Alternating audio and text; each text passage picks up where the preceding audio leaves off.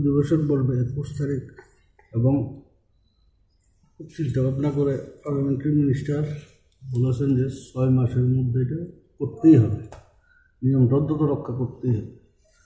যে কারণে বিল যেগুলো আছে বেশিরভাগ বিল হলো অ্যামেন্ডমেন্ট করা, নতুন করে আইব এমন কোনো বিল তেমন নেই, শুধু অ্যামেন্ডমেন্ট করা।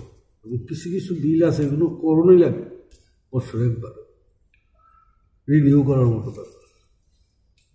একদিনের এই বিধানসভা হবে এবং আমরা চেষ্টা করব, আছে অভিযোগও আছে এমনিতে বিধানসভার ছাত্র সদস্য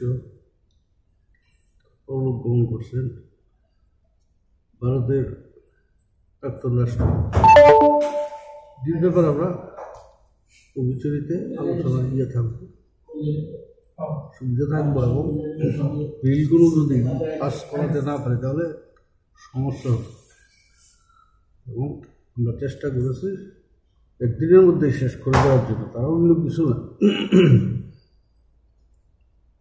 জানি না কী কারণে তারা বাইরে এগুলো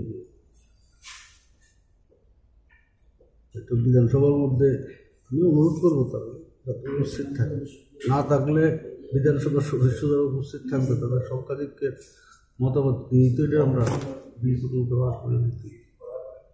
সেক্ষেত্রে আমরা চেষ্টা করব গণতন্ত্রের স্ট্রাকচারটাকে ধরে রাখানোর লাগে এবং তারা এলে তারারও সুযোগ দেবে। আসলে স্পিকারের ক্ষমতা আছে, সেগুলো এটা কমাইতেও পারে, বাড়াইতেও পারে, বন্ধ করে দিতে পারে। চিফ মিনিস্টার সাহেব একটা অ্যাপ্লিকেশন দিয়েছে আমাদের মধ্যে, এটা আমি অ্যালাউ করছি এবং আমার বক্তব্য রাখতে পারি ব্যবস্থাও করা হয়েছে। ওনাকে চিঠি দিয়ে আমি জানাই দিয়েছি যে হ্যাঁ ঠিক আছে।